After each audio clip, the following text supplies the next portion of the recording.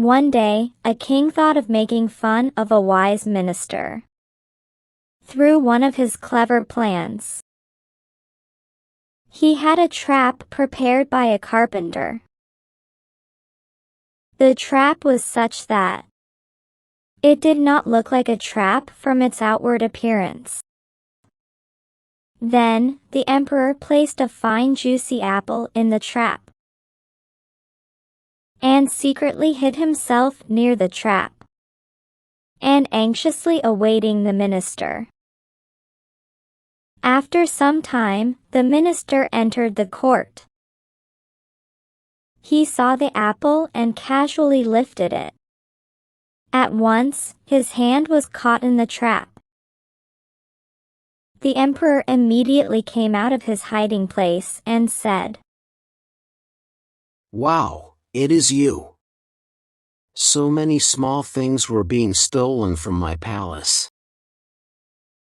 And in order to catch the thief, I had prepared this trap. But how did you get trapped in it? However, I trust you. But you must not do this again." Then, the emperor smiled and released the minister from the trap. The minister said, "Your Majesty, I saw this fine, juicy apple. And quite naturally, I went ahead to pick it up to examine it. I did not intend to steal it." The emperor, however, asked the minister to forget the matter altogether and not give any justification for his act. The minister was very embarrassed. The incident had left an unpleasant memory in his mind. The emperor took advantage of it and started teasing the minister by asking, "How is the apple of the cage?" Because of such sarcastic remarks, the minister would get even more embarrassed. He wished he could somehow get out of the embarrassment. At last, he hit upon an idea to counter the emperor.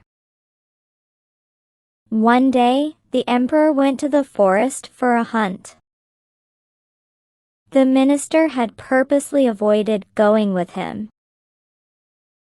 and so the emperor had to go all alone. While hunting, the emperor reached a lonely spot. By now, it was evening.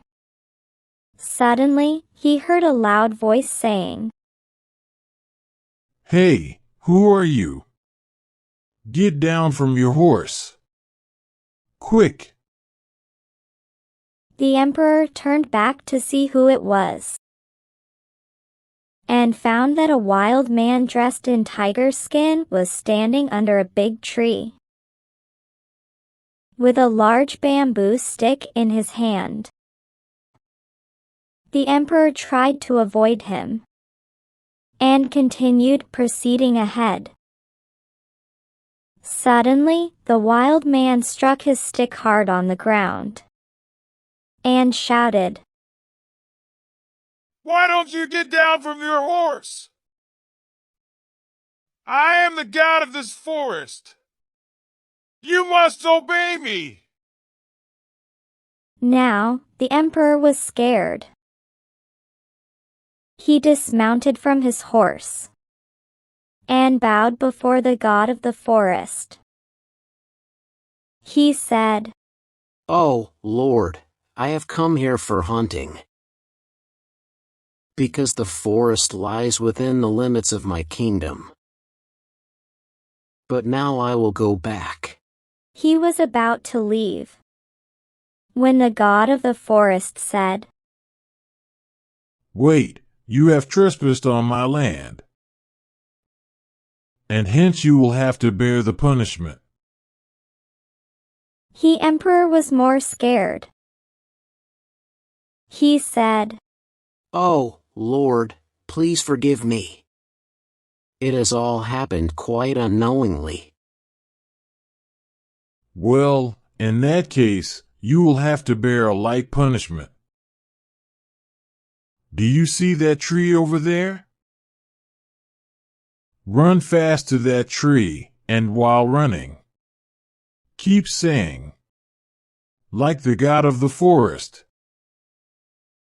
The emperor obediently did as he was told to do. Then he returned to his palace. The next day, when the minister came to the palace, as usual, the emperor asked, How is the apple of the cage? Like the god of the forest. The minister at once replied. The emperor was surprised. He wondered how the minister had come to know about the previous evening's incident. He said, How did you come to know about the god of the forest? The minister said, Your Majesty, I had a dream last night, and I came to know about the god of the forest.